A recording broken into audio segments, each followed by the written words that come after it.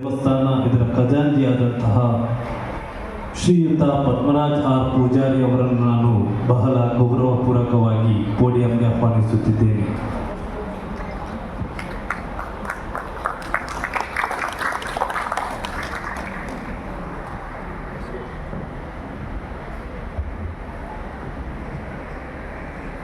ಅರಿಯಲ್ಲಿ ಮನಕುಲದ ಪ್ರವಾದಿಯರು ಈ ಒಂದು ಅದ್ಭುತ ಕಾರ್ಯಕ್ರಮ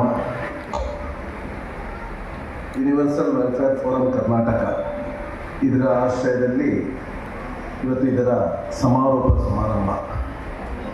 ಪ್ರಪ್ರಥಮವಾಗಿ ಯೂನಿವರ್ಸಲ್ ವೆಲ್ಫೇರ್ ಫೋರಂ ಕರ್ನಾಟಕ ಇದರ ಎಲ್ಲ ಪದಾಧಿಕಾರಿಗಳನ್ನು ನಾನು ಅಭಿನಂದಿಸುತ್ತಿದ್ದೇನೆ. ಕಾರಣ ಏನಂತ ಹೇಳಿದರೆ, ಇವತ್ತು ಇಂಥ ಕಾರ್ಯಕ್ರಮಗಳು ಪ್ರಸ್ತುತ ಕಾಲಘಟ್ಟದಲ್ಲಿ ಬಹಳ ಅಗತ್ಯವಾಗಿದೆ.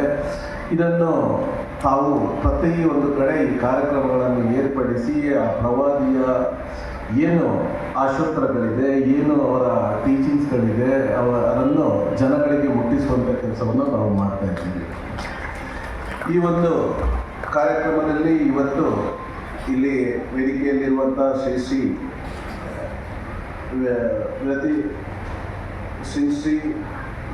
ವಿರತೀಶಾನಂದ ಸ್ವಾಮೀಜಿ ಅವರೇ, ಹಾಗೆಯೇ ಈ ಅಲೋಷಿಯಸ್ ಕಾಲೇಜಿನ ರಿಜಿಸ್ಟರ್ ಕಂಟ್ರೋಲ್ ಆಫ್ ಎಕ್ಸಾಮಿನೇಷನ್ ಹಾಗೂ ಆತ್ಮೀಯರಾಗಿರುವಂಥ ಆಲ್ವಿನ್ ದೇಸರ್ ಅವರೇ, ಹಾಗೆ ಈ ಕಾರ್ಯಕ್ರಮದ ಅಧ್ಯಕ್ಷತೆಯನ್ನು ವಹಿಸಿರುವಂಥ ಜನಾಬ್ ರಫೀವುದ್ದೀನ್ ಕುದ್ರೋಳಿ ಅವರೇ, ಹಾಗೆ ಬ್ರದರ್ ವಕಾಫ್ ಅಸ್ಲಾಂ ಅವರೇ, ಹಾಗೆ ವೇದಿಕೆಯಲ್ಲಿರುವಂಥ ಎಲ್ಲ ಗಣ್ಯರೇ, ವೇದಿಕೆಯ ಮುಂದಿರುವಂಥ ಎಲ್ಲ ಗೌರವಾನ್ವಿತರೇ, ಹಾಗೆ ಗಣ್ಯರೇ, ನನ್ನ ಸಹೋದರ ಸಹೋದರಿಯರೇ,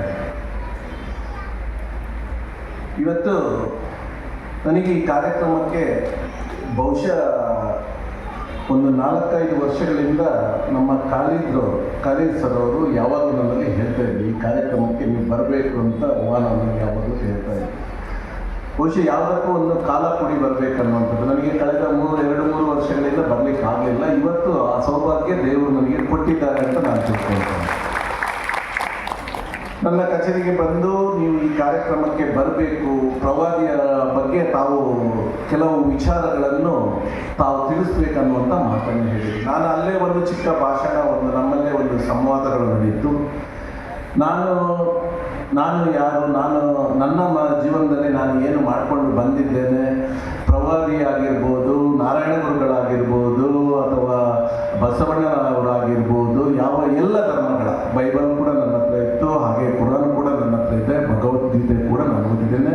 ಎಲ್ಲದನ್ನೂ ಕೂಡ ಮಾಡಿ ನಾನು ನನ್ನ ಜೀವನವನ್ನು ಹೇಗೆ ಅಳವಡಿಸಿಕೊಂಡು ಬಂದಿದ್ದೇನೆ ಅನ್ನೋ ಬಗ್ಗೆ ಒಂದು ಚಿಕ್ಕ ಮಾತುಕತೆ ನಮ್ಮಲ್ಲಿ ಆಯಿತು. ನಾನಿವತ್ತು ಹೇಳಬೇಕಂತ ಹೇಳಿದರೆ, ನನಗೆ ನನಗೆ ನನ್ನ ತಾಯಿ ಜನ್ಮ ಇತ್ತ. ನಾನು ಯಾವುದೇ ಅಪ್ಲಿಕೇಶನನ್ನು ಕೂಡ ಹಾಕಿರಲಿಲ್ಲ.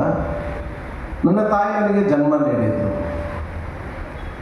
ನನಗೆ ನಾನು ಈ ಲೋಕಕ್ಕೆ ಬಂದಾಗ ಇಲ್ಲಿ ಯಾವ ಜಾತಿ ಇದೆ, ಯಾವ ಧರ್ಮ ಇದೆ, ಇದರ ಬಗ್ಗೆ ನನಗೆ ಯಾವುದು ಕೂಡ ಸ್ವಲ್ಪವೂ ಕೂಡ ಗೊತ್ತಿಲ್ಲ. ನನ್ನ ತಂದೆ ತಾಯಿ ನನಗೆ ಒಳ್ಳೆಯ ಸಂಸ್ಕಾರಗಳನ್ನು ಕಲಿಸಿದ್ರು. ಮಾನವರು ಯಾರು, ಹೇಗಿರಬೇಕು ಎನ್ನುವುದರ ಬಗ್ಗೆ ಸಂಸ್ಕಾರವನ್ನು ಕಲಿಸಿದ್ರು. ಇವತ್ತು ನಾವೆಲ್ಲ ನೋಡ್ತಾ ಇದ್ದೇವೆ, ನಾನು ಒಂದು ಜಾತಿಯಲ್ಲಿ ಹುಟ್ಟಿದ್ದೇನೆ, ಒಂದು ಧರ್ಮಕ್ಕೆ ಸೇರಿದವನು, ಇದೆಲ್ಲ ನಂತರ ಬರುವಂಥದ್ದು. ಪ್ರಪ್ರಥಮವಾಗಿ ನಾವು ಮನುಷ್ಯತ್ವವನ್ನು ಬೆಳೆಸ್ಕೊಳ್ಬೇಕು, ಮಾನವತಾವಾದಿಗಳಾಗಿ ನಾವು ಬದುಕಬೇಕು ಅನ್ನೋದನ್ನು ನನಗೆ ನನ್ನ ತಂದೆ ತಾಯಿಯವರು ಕಲಿಸಿಕೊಟ್ಟಿರುವಂಥದ್ದು. ಇವತ್ತು ಪ್ರವಾದಿ ಮೊಹಮ್ಮದ್ ಪೈಗಂಬರ್ ಆಗಿರ್ಬೋದುಗಳು, ಅಥವಾ ಎಲ್ಲ ಪ್ರವಾದಿಗಳಾಗಿರ್ಬೋದು, ಎಲ್ಲ ಧರ್ಮದ ಹಿರಿಯ ಗುರುಗಳಾಗಿರ್ಬೋದು, ನಾರಾಯಣ ಗುರುಗಳಾಗಿರ್ಬೋದು, ಬಸವಣ್ಣನವರಾಗಿರ್ಬೋದು, ಕುವೆಂಪುರವರಾಗಿರ್ಬೋದು, ಯಾರೂ ಕೂಡ ಯಾರನ್ನು ದ್ವೇಷಿಸಲಿಕ್ಕೆ ನಮಗೆ ಯಾವತ್ತೂ ಹೇಳಿಕೊಡಲಿಲ್ಲ. ಎಲ್ಲರನ್ನು ಪ್ರೀತಿಸಲು ನಮಗೆ ಕಲಿಸಿಕೊಟ್ಟಂತಹ ಗುರುಗಳು. ಇದನ್ನು ನಾವು ಅರಿತುಕೊಳ್ಳಬೇಕು.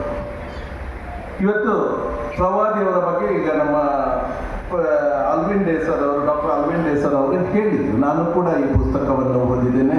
ನಾರಾಯಣ ಗುರುಗಳಿಗೆ ಸಂಬಂಧಪಟ್ಟಂಥ ಅವರ ವಿಚಾರಧಾರೆಗಳನ್ನು ಕೂಡ ನಾನು ಓದಿದ್ದೇನೆ. ಇದನ್ನೆಲ್ಲ ಓದುವಾಗ ನನಗೆ ಇದರಲ್ಲಿ ಯಾವುದರಲ್ಲೂ ಕೂಡ ಏನೂ ಕೂಡ ವ್ಯತ್ಯಾಸಗಳು ಕಂಡು ಬರಲಿಲ್ಲ. ಎಲ್ಲವೂ ಕೂಡ ಒಂದೇ ಆಗಿರ್ತದೆ. ಇದನ್ನು ಬೇರೆ ಬೇರೆ ಮಾಡಿದವರು ಯಾರು ಅನ್ನುವಂಥದ್ದೇ ಈಗ ಪ್ರಶ್ನೆ, ಯಕ್ಷ ಪ್ರಶ್ನೆ ಇರುವಂಥದ್ದು. ಇವರನ್ನು ಗುರುತಿಸಿ ಇವರನ್ನು ಹೊರಗಿಡುವಂಥ ಕೆಲಸ ನಾವು ಮಾಡಬೇಕಾಗಿರುವಂಥದ್ದು. ಯಾಕೆ ಅಂತ ಹೇಳಿದರೆ, ನಾವು ನೋಡ್ತಾ ಇದ್ದೇವೆ, ನಾವು ಇಂದು ಬದುಕುತ್ತಿರುವಂಥ ಈ ಒಂದು ಸಮಾಜದಲ್ಲಿ ಏನೆಲ್ಲ ಆಗ್ತಾ ಇದೆ.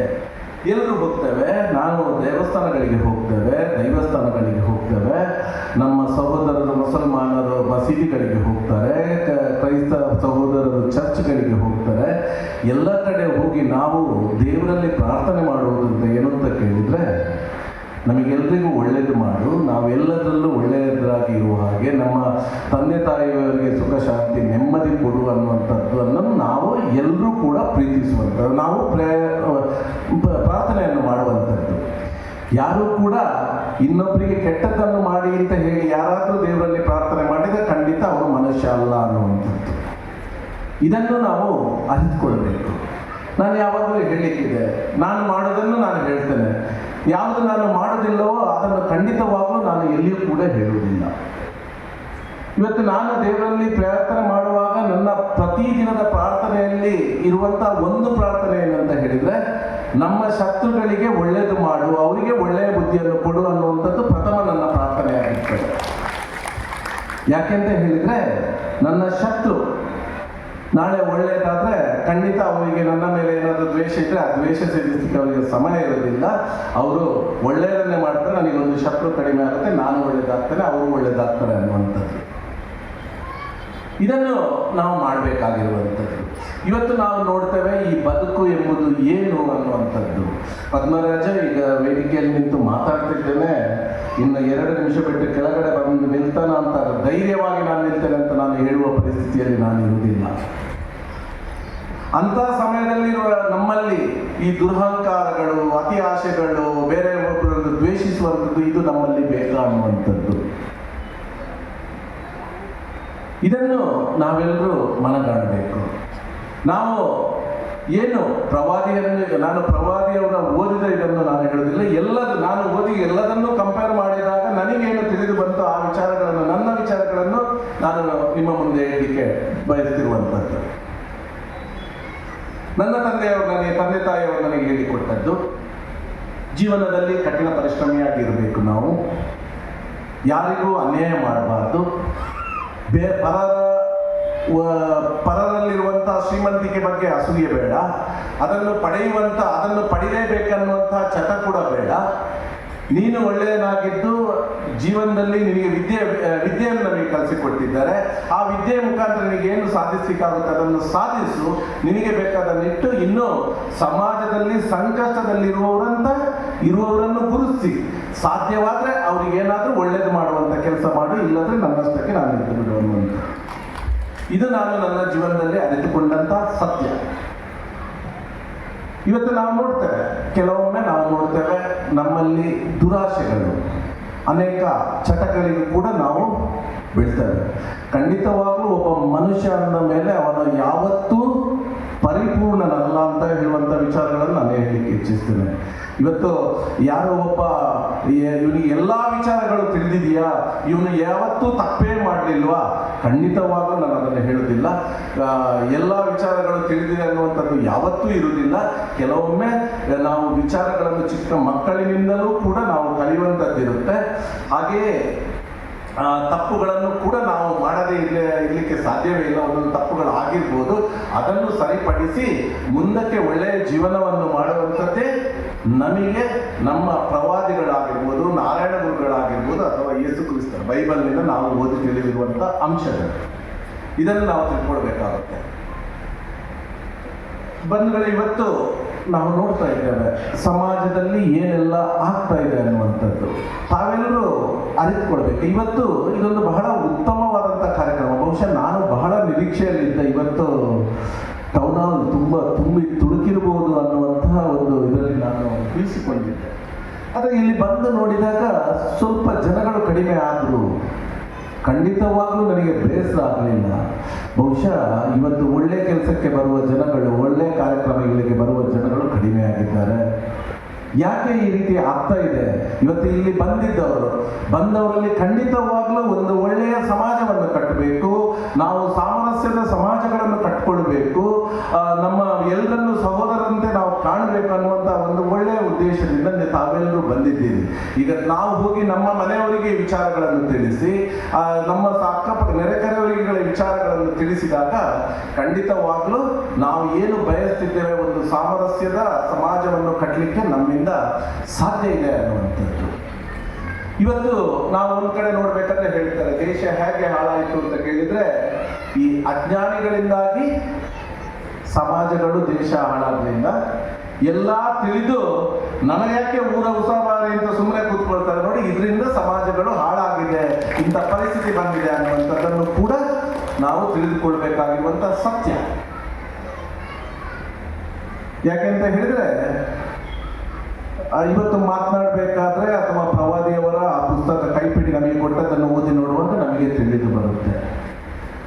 ಮನುಷ್ಯರಿಗೆ ಎಲ್ರಿಗೂ ಕೂಡ ಅವ್ರದೇ ಆದಂತಹ ಬುದ್ಧಿಗಳು ಖಂಡಿತವಾಗ್ಲೂ ಇದೆ. ನಾನು ಎಲ್ಲ ಕಡೆ ಭಾಷಣಗಳಲ್ಲಿ ಹೇಳ್ತಾ ಇರ್ತೇನೆ, ನಮಗೆ ನಮ್ಮದೇ ಆದಂತಹ ಬುದ್ಧಿಗಳು ನಮ್ಮಲ್ಲಿ ಇರುತ್ತೆ. ಆದರೆ ನಾವು ಹೆಚ್ಚಿನವರು ಏನು ಮಾಡ್ತೇವೆ ಅಂತ ಹೇಳಿದ್ರೆ, ನಾವು ನಮ್ಮ ಬುದ್ಧಿಗಳನ್ನು ಬೇರೆಯಲ್ಲಿ ಒತ್ತೆ ಇಟ್ಟು ಬೇರೆಯವರ ಒಂದು ಮಾತುಗಳಿಗೆ ಪ್ರಚೋದನೆಗೆ ಒಳಗಾಗಿ ನಾವು ಬೇರೆ ರೀತಿಯಲ್ಲಿ ವರ್ತಿಸಲಿಕ್ಕೆ ನಾವು ಶುರು ಮಾಡ್ತೇವೆ. ಆವಾಗ ಈ ಸಮಾಜದಲ್ಲಿ ಆಘಾತಗಳು ಉಂಟಾಗುತ್ತೆ ಅನ್ನುವಂಥದ್ದು ಕೂಡ ಅಷ್ಟೇ ಸತ್ಯ. ನಾವು ಜನಗಳ ಬಗ್ಗೆ ತಿಳಿದುಕೊಳ್ಳುವಾಗಲೂ ಕೂಡ ಅಷ್ಟೇ ನಾವು ಹೇಳ್ತೇವೆ, ನನ್ನಲ್ಲಿ ಬಂದು ಯಾರ ಹೇಳ್ತಾರೆ, ಯಾರ ಅಲ್ಲಿ ವಿಶ್ವನಾಥ್ ಇದ್ದಾನೆ, ಅವನು ಜನ ಹಾಗೆ ಹೀಗೆ ಅಂತ ಹೇಳ್ತಾರೆ.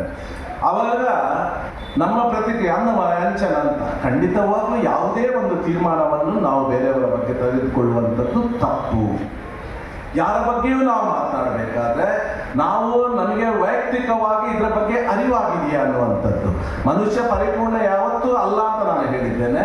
ಒಂದು ಮನುಷ್ಯನಲ್ಲಿ ಕೆಲವೊಂದು ದೋಷಗಳಿರ್ಬೋದು, ಆದರೆ ಅದನ್ನು ಅವನಿಗೆ ತಿಳಿಸಿ ಅವನನ್ನು ಸರಿದಾರಿಗೆ ತರುವಂಥ ಪ್ರಯತ್ನ ಮೊದಲು ಮಾಡಿದ ನಂತರ ನಾವು ಅವನ ಬಗ್ಗೆ ನಿರ್ಧಾರ ತೆಗೆದುಕೊಳ್ಬೇಕೇ ವಿನಃ ಆ ಮೊದಲು ನಿರ್ಧಾರ ತೆಗೆದುಕೊಳ್ಳುವಂಥದ್ದು ತಪ್ಪು ಅನ್ನೋಂಥ ವಿಚಾರವನ್ನು ನಾವು ಇವತ್ತಿನ ದಿವಸ ತಿಳ್ಕೊಳ್ಬೇಕಾಗುತ್ತೆ ಬಂಧುಗಳೇ. ಇದನ್ನು ನಾವು ಮಾಡಬೇಕಾಗಿರುವಂಥದ್ದು. ಇವತ್ತು ಸಮಾಜದಲ್ಲಿ ಬಹುಶಃ ಈ ಒಂದು ಕಾರ್ಯಕ್ರಮ ಇವತ್ತು ನಮ್ಮ ದಕ್ಷಿಣ ಕನ್ನಡ ಜಿಲ್ಲೆಯಲ್ಲಿ ಆಗ್ತಾ ಇದೆ ಅನ್ನೋದಕ್ಕೆ ಬಹಳ ಹೆಮ್ಮೆ ಇದೆ. ದಕ್ಷಿಣ ಕನ್ನಡ ಜಿಲ್ಲೆ ಅಂದರೆ ಯಾವ ರೀತಿ ಇತ್ತು ಅನ್ನುವಂಥದ್ದು, ಇದು ಯಾವುದೇ ರೀತಿಯ ಒಂದು ಪ್ರಚಾರದ ಭಾಷಣಗಳಲ್ಲ. ಖಂಡಿತವಾಗಲೂ ನಾನು ನನ್ನ ಮನಸ್ಸಿನಲ್ಲಿ ಏನಿದೆ ಅದನ್ನು ನಿಮ್ಮ ಮುಂದೆ ಇಡಲಿಕ್ಕೆ ಪ್ರಯತ್ನ ಪಡ್ತಾ ಇದ್ದೇನೆ ಅಷ್ಟೇ. ಬೇರೆ ಯಾವುದೇ ಒಂದು ಉದ್ದೇಶ ನಾನು ಇದರಲ್ಲಿ ಇಟ್ಕೊಳ್ಳಿಲ್ಲ. ದಕ್ಷಿಣ ಭಾರತ ದೇಶದಲ್ಲಿ ನಾವು ಹುಟ್ಟಿ ಬೆಳೆದಬೇಕು ಅಂತಂದರೆ ನಾವೆಲ್ಲರೂ ಬಹಳಷ್ಟು ಅದೃಷ್ಟಶಾಲಿಗಳು ಅಂತ ನಾನು ಯಾವತ್ತೂ ಹೇಳ್ತೇನೆ. ಇವತ್ತು ಭಾರತವನ್ನು ಜಗತ್ತಿನಾದ್ಯಂತ ಒಂದು ವಿಶೇಷ ಗೌರವ ಇಟ್ಕೊಂಡು ನಮ್ಮನ್ನು ಎಲ್ಲರೂ ಕಾಣ್ತಾರೆ. ಇದು ಯಾವುದಕ್ಕೆ ಕಾಣ್ತಾರೆ ಅಂತ ಹೇಳಿದರೆ ನಮಗೆ ಗೊತ್ತಿದೆ, ನಮ್ಮಲ್ಲಿರುವಂಥ ವೈಶಿಷ್ಟ್ಯವಾದಂಥ ಸಂಸ್ಕೃತಿ, ವೈವಿಧ್ಯತೆಯಲ್ಲಿ ಏಕತೆ ಇರುವಂಥದ್ದು. ಇಲ್ಲಿ ನಾವು ಬೇರೆ ಬೇರೆ ಧರ್ಮದವರು, ಜಾತಿಯವರು ಒಟ್ಟಿಗೆ ಇದ್ದುಕೊಂಡು ಪರಸ್ಪರ ಒಬ್ಬರನ್ನೊಬ್ಬರು ಗೌರವ ಪಡ್ಕೊಂಡು ನಾವು ಬಾಳ್ತಿರೋದ್ರಿಂದ ಇವತ್ತು ಭಾರತ ದೇಶಕ್ಕೆ ವಿಶೇಷ ಮಾನ್ಯತೆ ಇರುತ್ತದೆ ಅನ್ನೋದನ್ನು ನಾವು ತಿಳ್ಕೊಳ್ಬೇಕಾಗಿರುವಂಥ ಸತ್ಯ. ಆದರೆ ಇವತ್ತು ನಾವು ನೋಡಿದರೆ ಏನಾಗ್ತಾ ಇದೆ, ವಿಶೇಷವಾಗಿ ದಕ್ಷಿಣ ಕನ್ನಡ, ಉಡುಪಿ ಜಿಲ್ಲೆಗಳ ಬಗ್ಗೆ ಹೇಳಬೇಕು ಅಂತಾದರೂ ಕೂಡ ದಕ್ಷಿಣ ಕನ್ನಡ, ಉಡುಪಿ ಜಿಲ್ಲೆಯಲ್ಲಿ ಕೂಡ ಬಹಳಷ್ಟು ನಮ್ಮ ವಿಶಿಷ್ಟವಾದಂಥ ನಮ್ಮ ಸಂಸ್ಕೃತಿಗಳಿದೆ. ಇಲ್ಲಿ ಈ ಹಿಂದೆ ಎಲ್ಲ ಜಾತಿ, ಧರ್ಮ, ಮತಕ್ಕೆ ಸೇರಿದವರು ಪರಸ್ಪರ ಗೌರವಿಸುತ್ತಾ ಅನ್ಯೋನ್ಯತವಾಗಿ ಬಾಳಿದಂತಹ ಒಂದು ಈ ಸಾಮರಸ್ಯದ ಗತವ ವೈಭವ ಇದ್ದಂತಹ ಜಿಲ್ಲೆಗಳು ಯಾವುದು ಅಂತ ಕೇಳಿದರೆ ಇದು ನಮ್ಮ ದಕ್ಷಿಣ ಕನ್ನಡ ಮತ್ತು ಉಡುಪಿ ಜಿಲ್ಲೆಗಳು. ಇಲ್ಲಿ ಇವತ್ತಿನ ಕಾಲಘಟ್ಟದಲ್ಲಿ ಯಾವ ರೀತಿ ಪರಿಸ್ಥಿತಿ ಇದೆ ಅಂತ ಹೇಳಿದ್ರೆ ತಮಗೆಲ್ಲರಿಗೂ ಗೊತ್ತಿದೆ. ಇದು ಯಾವ ಕಾರಣಕ್ಕಾಯಿತು? ಇಂಥ ಕಾಲಘಟ್ಟದಲ್ಲಿ ಈ ರೀತಿಯ ಕಾರ್ಯಕ್ರಮಗಳು ಬಹಳಷ್ಟು ಪ್ರಸ್ತುತ ಕಾಲಘಟ್ಟದಲ್ಲಿ ಇದು ಅಗತ್ಯ ಇದೆ ಅನ್ನುವಂಥ ಮಾತನ್ನು ಹೇಳ್ತೇನೆ. ಅದಕ್ಕಾಗಿ ನಾನು ಪ್ರಪ್ರಥಮವಾಗಿ ಹೇಳಿದ್ದೇನೆ, ನಿಮ್ಮನ್ನು ನಾನು ಅಭಿನಂದಿಸ್ತೇನೆ ಅನ್ನುವಂಥ ಮಾತನ್ನು. ತಾವುಗಳು ತುಂಬ ಪ್ರಯತ್ನ ಪಡ್ತಾ ಇದ್ದೀರಿ. ಇದನ್ನು ವಿಚಾರಗಳನ್ನು ಮನೆ ಮನೆಗೆ ತಿಳಿಸುವಂಥ ಕಾರ್ಯಕ್ರಮಗಳು ಆಗಬೇಕು ಅನ್ನುವಂಥ ಕೆಲಸಗಳನ್ನು ಮಾಡ್ತಾ ಇದ್ದೀವಿ. ಖಂಡಿತವಾಗ್ಲೂ ಪ್ರತಿಯೊಬ್ಬರು ಜಾತಿ ಧರ್ಮಗಳನ್ನು ಮೀರಿ ಇದರ ಬಗ್ಗೆ ನಾವು ಪ್ರತಿಯೊಬ್ಬರಿಗೆ ತಿಳಿಸುವಂಥದ್ದು. ಇವತ್ತು ಏನು ಹೇಳ್ತಾರೆ, ಅವ್ವ ಸಾಯ್ಬೇಕಂದ್ರೆ ಬೇರೆ ಬಡ್ಡ ಆಯ್ಜಿ ಅಂತ ಅದನ್ನ ಮುಟ್ಟ ಪೋರೆ ಬಂದು ಅದು ಕ್ರಿಶ್ಚಿಯನ್ರಲ್ಲಿ ಅದೆಲ್ಲ ಸವಾಸ ಆಗ್ತದೆ. ಇನ್ನು ಸಾಬುಗಳೇ ಹಿಂದೂ ಆಡೋದು ಕೊಚ್ಚಿ ಇದು ಹೇಳುವಂಥವ್ರು ಯಾರು ಅಂತ ಕೇಳಿದ್ರೆ ಸಮಾಜದಲ್ಲಿರುವ ಕೆಲವು 90% ಜನಗಳು ಒಳ್ಳೆದಿದ್ದಾರೆ. ಈ ಕೇವಲ 10% ಇದು ಹಿಂದೂಗಳಲ್ಲಿ ಇದ್ದಾರೆ, ಮುಸಲ್ಮಾನ್ಗಳಲ್ಲಿ ಕೂಡ ಇದ್ದಾರೆ, ಕ್ರಿಶ್ಚಿಯನ್ಸ್ಗಳಲ್ಲಿ ಕೂಡ ಇದ್ದಾರೆ, ಇನ್ನೊಂದು ಧರ್ಮಗಳಲ್ಲಿ ಕೂಡ ಇದ್ದಾರೆ. ಆದರೆ ಉಳಿದ 90% ಜನಗಳು ಒಳ್ಳೆಯವರು ಇದ್ದಾರೆ. ಆದರೆ ಈ ಒಂದು ವಿಪರ್ಯಾಸ ಅಂತ ಹೇಳಿದ್ರೆ ಈ 90% ಜನಗಳು ಈ 10% ಜನಗಳ ಮಾತುಗಳನ್ನು ಕೇಳಿಕೊಂಡು ಇವತ್ತು ಇಂಥ ಸಮಾಜ ಹುಟ್ಟಲಿಕ್ಕೆ ಕಾರಣ ಆಗಿದೆ. ಇದನ್ನು ನಾವು ತಿಳಿದುಕೊಳ್ಬೇಕಾದಂಥ ಅಗತ್ಯ ಇದೆ. ಇವತ್ತು ನಮ್ಮಲ್ಲಿ ತಾಳ್ಮೆಗಳಿರಬೇಕು. ಯಾರಾದರೂ ಒಂದು ವಿಚಾರ ಮಾತಾಡುವಾಗ ಅದನ್ನು ಕೂಲಂಕುಷವಾಗಿ ಅದನ್ನು ಸತ್ಯಾಸತ್ಯತೆಗಳನ್ನು ತಿಳಿದುಕೊಳ್ಳುವಂಥ ಶಕ್ತಿಗಳನ್ನು ನಾವು ಬೆಳೆಸ್ಕೊಳ್ಬೇಕು. ಇವತ್ತು ಪ್ರವಾದಿಗಳು ಹೇಳಿರುವಂಥದ್ದು ಅದೇ, ಜ್ಞಾನವನ್ನು ಸಂಪಾದನೆ ಮಾಡುವಂಥದ್ದು. ಜ್ಞಾನ ಅಂತ ಹೇಳಿದ್ರೆ ಅದು ನಾವು ವಿದ್ಯೆಯನ್ನು ಕಲಿತವರು ಮಾತ್ರ ಜ್ಞಾನವಂತರ ಇಲ್ಲ, ಏನು ವಿದ್ಯೆ ಇಲ್ಲದ ಜ್ಞಾನವಂತರು ಕೂಡ ಬಹಳಷ್ಟು ಮಂದಿ ಇಲ್ಲಿದ್ದಾರೆ. ಆ ನಿಜವಾದ ಜ್ಞಾನ ಏನಿದೆ ಅದನ್ನು ನಾವು ಅರಿತುಕೊಂಡು ನಾವು ಬಾಳಿದ್ರೆ ಖಂಡಿತವಾಗ್ಲೂ ಸ್ವಾಸ್ಥ್ಯ ಸಮಾಜವನ್ನು ನಿರ್ಮಾಣ ಮಾಡಲಿಕ್ಕೆ ನಮ್ಮಿಂದ ಸಾಧ್ಯ ಇದೆ ಅನ್ನುವಂಥದ್ದು. ಬಂಧುಗಳೇ, ನಾನು ಹೆಚ್ಚಿಗೆ ಸಮಯವನ್ನು ತೆಗೆದುಕೊಳ್ಳುವುದಿಲ್ಲ. ಖಂಡಿತವಾಗ್ಲೂ ಬಹುಶಃ ಸ್ವಾಮೀಜಿಗಳು ಬಹಳ ದೂರದಿಂದ ಬಿಜಾಪುರದಿಂದ ಇಲ್ಲಿಗೆ ಬಂದಿದ್ದಾರೆ. ಬಹಳಷ್ಟು ಈ ಒಂದು ಕಾರ್ಯಕ್ರಮಗಳ ಬಗ್ಗೆ ನಿರೀಕ್ಷೆಗಳನ್ನು ಅವರು ಇಟ್ಕೊಂಡಿದ್ದಾರೆ ಅನ್ನೋದು ನಾವು ಬಂದಾಗ ಅವರು ಮಾತನಾಡಿದಾಗ ನನಗೆ ತಿಳಿತು. ಏನು ನಾನು ನಿಮ್ಮಲ್ಲಿ ಇಲ್ಲಿ ಇವತ್ತು ಇರುವಂಥ ವೇದಿಕೆಯಲ್ಲಿರುವಂಥವರು ಹಾಗೆ ಇಲ್ಲಿರುವಂಥ ನನ್ನ ಸಹೋದರಿಗಳಲ್ಲಿ ನಿಮ್ಮಲ್ಲಿ ವಿನಂತಿಸಿಕೊಳ್ಳುವುದಿಷ್ಟೇ, ಯಾವತ್ತೂ ಕೂಡ ನಾವು ಸಂಯಮ ತಾಳ್ಮೆಯನ್ನು ಜೀವನದಲ್ಲಿ ಉಪಯೋಗಿಸುವ. ಅತಿ ಆಸೆ ದುರಾಶೆಗಳು ಬೇಡ. ಅವನಲ್ಲಿ ಇವತ್ತು 2 ಗೋಲ್ಡ್ ಚೈನ್ ಹಾಕಿದರೆ ನಾನು 3 ಚೈನ್ ಹಾಕಬೇಕು ಅನ್ನುವಂಥದ್ದು ಬೇಡ. ನಮಗೆ ಪರಮಾತ್ಮ ಎಷ್ಟು ಕರುಣಿಸ್ತಾನೋ ಅದು ಇದ್ದದ್ರಲ್ಲಿ ನಾವು ಸಂತೋಷದಲ್ಲಿರಲು ನಾವು ಕಾಪಾಡಬೇಕು. ಇವತ್ತು ಬಹುಶಃ ತಮಗೆಲ್ಲ ತಿಳಿದಿರಬೇಕಾದ್ರೆ 2020ರಲ್ಲಿ ಬಹುಶಃ ಈ ಒಂದು ಜಗತ್ತನ್ನೇ ತಲ್ಲಣಿಸಿದ ಕೊರೋನಾ ಮಹಾಮಾರಿ ಕಾಯಿಲೆ ಬಂತು ಅಂತ ನಾವೆಲ್ಲ ತಿಳಿದುಕೊಂಡಿದ್ದೇವೆ. ಎಲ್ರಿಗೂ ಗೊತ್ತಿದೆ ಕೊರೋನಾ ಬಂದು ಏನಾಯಿತು ಅನ್ನುವಂಥದ್ದು. ಎಲ್ಲರೂ ಕೂಡ ಬೇರೆ ಬೇರೆ ರೀತಿಯ ವ್ಯಾಖ್ಯಾನಗಳು ಬಂತು. ಇದು ಒಂದು ಸ್ಕ್ಯಾಮ್ ಆಗ್ತಾ ಇದೆ ಜಗತ್ತಿನಲ್ಲಿ ಅನ್ನುವಂಥ ಮಾತುಗಳು ಕೇಳಿ ಬಂತು. ಆದರೆ ನನ್ನಲ್ಲಿ ಒಂದು ನನಗೇನು ಜ್ಞಾನ ಬಂತು ಅಂತ ಹೇಳಿದ್ರೆ, ಬಹುಶಃ ಈ ಪ್ರಪಂಚದಲ್ಲಿ ಅನಾಚಾರಗಳು ಜಾಸ್ತಿ ಆಗ್ತಾ ಇದೆ, ಇದನ್ನು ನಿಲ್ಲಿಸಲು ಇದೊಂದು ದೇವರ ಆಟ ಅಂತ ನಾನು ತಿಳ್ಕೊಂಡೆ ಒಮ್ಮೆ. ಯಾಕೆ ಅಂತ ಕೇಳಿದ್ರೆ ಇವತ್ತು ಬಹಳಷ್ಟು ಶ್ರೀಮಂತರಿದ್ದಾರೆ, ದೊಡ್ಡ ದೊಡ್ಡ ಉದ್ಯಮಿಗಳಿದ್ರು, ಮಿನಿಸ್ಟರ್ಗಳಿದ್ರು. ಈ ಕೊರೋನಾ ಸಮಯದಲ್ಲಿ ಏನಾಯ್ತು ಅಂತ ಹೇಳಿದ್ರೆ ಇವರು ಯಾರಿಗಾದ್ರೂ ಒಂದು ಮನೆಯವರಿಗೆ ಆರೋಗ್ಯ ಸರಿ ಇಲ್ಲ ಅಂದ್ರೆ ಆಸ್ಪತ್ರೆಗೆ ಹೋಗುವಾಗ ಯಾರವರೊಟ್ಟಿಗೆ ಇರುವಾಗಿಲ್ಲ. ಒಂದು ಕಾಯಿಲೆಯನ್ನು ಗುಣಪಡಿಸುವಂತ ಒಂದು ಶಕ್ತಿ ಯಾರಲ್ಲಿ ಇರುತ್ತಂದ್ರೆ ಅವರಿಗೆ ಯಾರು ಪ್ರೀತಿ ಕೊಡ್ತಾರೆ ಅವರ ಒಟ್ಟಿಗಿದ್ರೆ ಆ ವೈದ್ಯರು ಕೊಡುವಂತ ಮದ್ದಿಗಿಂತ ಹೆಚ್ಚಾಗಿ ಅದರಿಂದ ಗುಣವಾಗುವಂತ ಕಾಲ ಕೂಡ ಇತ್ತು. ಆದ್ರೆ ಅಂಥವ್ರು ಇವತ್ತು ಒಟ್ಟಿಗೆ ಇರ್ಲಿಕ್ಕೆ ಆಗ್ಲಿಕ್ಕಿಲ್ಲ. ಅವರನ್ನು ಆ ಒಂದು ಹೆಣಗಳನ್ನು ಸತ್ತುವ ಮೃತದೇಹಗಳನ್ನು JCBಯಲ್ಲಿ ತಂದು ಬಿಸಾಡುವಂತ ಪರಿಸ್ಥಿತಿಗೆ ಹೋಯ್ತು. ಮದುವೆ ಇದುಗಳನ್ನು ನಾವು ನೋಡ್ತಾ ಇದ್ದೇವೆ. ಇವತ್ತು 5,000 10,000 ಜನಗಳನ್ನು ಸೇರ್ತಾರೆ. ಈ ಹಿಂದೆ 25 30 50 ಜನಗಳನ್ನು ಸೇರುವಂತ ಮದುವೆಗಳು ಕೊರೋನಾ ಕಾಲದಲ್ಲಿ ಆಯಿತು. ಇದು ನೆನಪಿಸಿಕೊಳ್ಳಿಕ್ಕೆ ಆ ದೇವರು ಮಾಡಿದ ಆಟ ಅಂತ ನಾನು ತಿಳಿದುಕೊಂಡಿದ್ದೆ. ಬಹುಶಃ ಒಂದು ಚಿಕ್ಕ ವಿಚಾರ ನಿಮ್ಮ ಮುಂದೆ ಇಟ್ಟು ನಾನು ನನ್ನ ಮಾತುಗಳಿಗೆ ಮುಕ್ತಾಯ ಆಗ್ತೇನೆ. ಬಹುಶಃ ನಿಮಗೆ ಬಹಳ ಸಂತೋಷ ಆಗಿದೆ ಅಂತ ಹೇಳಿದ್ರೆ, ಒಳ್ಳೆಯ ವಿಚಾರಗಳನ್ನು ಯಾವಾಗಲೂ ಹೇಳಿದ್ರೆ ಬಹುಶಃ ಅದರಿಂದ ಯಾರಾದರೂ ಒಂದು ಪ್ರೇರಿತರಾಗಿ ಇನ್ನೊಬ್ಬರು ಕೂಡ ಇಂಥ ಕೆಲಸ ಮಾಡಬಹುದು ಎನ್ನುವಂಥ ಉದ್ದೇಶದಿಂದ ಈ ಮಾತನ್ನು ಹೇಳ್ತಾ ಇದ್ದೇನೆ. ಕಳೆದ 4 ದಿವಸಗಳ ಹಿಂದೆ ಫಾದರ್ ಮುಲ್ಲರ್ ಸಾಲ್ನಲ್ಲಿ ಒಂದು ನನ್ನ ಮುಸಲ್ಮಾನ್ ಸಹೋದರರು ಅವರ ಮಗಳ ಮದುವೆಯನ್ನು ಏರ್ಪಡಿಸಿದ್ರು. ಆ ಮದುವೆಗೆ ನಾನು ಹೋದೆ.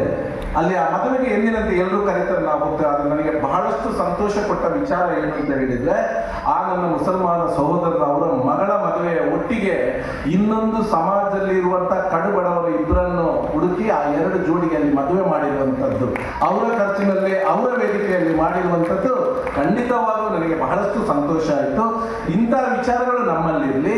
ನನಗೆ ದೇವರು ಕೊಟ್ಟಿರಬೇಕಾದ್ರೆ ಇನ್ನೊಬ್ಬರಿಗೆ ಈ ಸಮಾಜದಲ್ಲಿ ಸಂಕಷ್ಟದಲ್ಲಿರುವಂತಹ ಜನರ ಕಣ್ಣೊರೆಸುವಂಥ ಕೆಲಸ ಆ ಪರಮಾತ್ಮ ಮಾಡಲಿಕ್ಕೆ ನಮಗೆ ಶಕ್ತಿಯನ್ನು ನಮಗೆಲ್ಲರಿಗೂ ಕೊಡಲಿ.